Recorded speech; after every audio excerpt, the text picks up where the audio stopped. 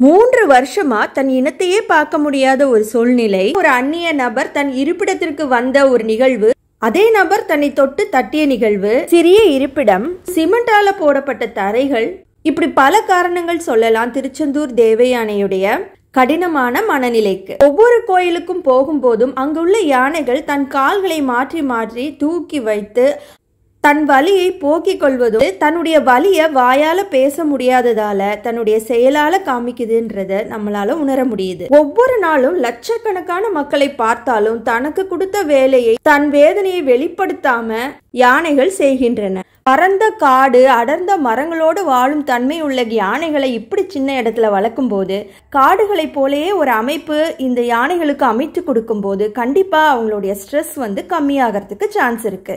இது யானைகளுக்கு மட்டும் இல்ல, நம்ம வீட்டுல வளர்க்குற வளர்ப்பு பிராணிகளுக்கும் இதே கிரைட்டீரியாவை தான் நம்ம ஃபாலோ பண்ண வேண்டிய சூழ்நிலையும் இருக்கு. எப்படி இந்த யானை கோவப்படுதோ, தன்னுடைய ஸ்ட்ரெஸ்ஸால இரிட்டேட் ஆகுதோ, அதே போலதான் ஒரு 3வது மனுஷன் நம்ம வீட்டுக்கு வரும்போது நம்ம வளர்க்கும் நாய்களோ மற்ற பிராணிகளோ தன்னுடைய எமோஷன்ஸை வெளிப்படுத்தும். அந்த எமோஷன்ஸை தான் இந்த தேவயானையும் வெளிப்படுத்திருக்கு. ஆஸ் அன் ஓனரா நம்ம பெட்ஸை மற்றவங்க கிட்ட ரொம்ப க்ளோஸா விடாம ஆஸ் அ கெஸ்டாவும் அந்த பிராணிகளை டிஸ்டர்ப் பண்ணாம இருக்கிறது நல்லதுக்கு. தேவையான உணவு, இடம், வாக்கிங், ட்ரைனிங் எல்லாம் கொடுத்து நம்ம எப்படி குழந்தைகளை வளர்ப்போமோ அதே போல நாம் வளர்க்கும் பிராணிகளிடமும் அந்த அட்டென்ஷன் இருக்கணும். அது யானையா இருந்தாலும் சரி, பூனையா இருந்தாலும் சரி, நாயா இருந்தாலும் சரி, ஏன் நாம் வளர்க்கும் மீன்களாக இருந்தாலும் சரி, இதுவே இந்த இன்சிடென்டால எல்லார் மனதிலையும் எழுந்திருக்கும் எண்ணமாகும்.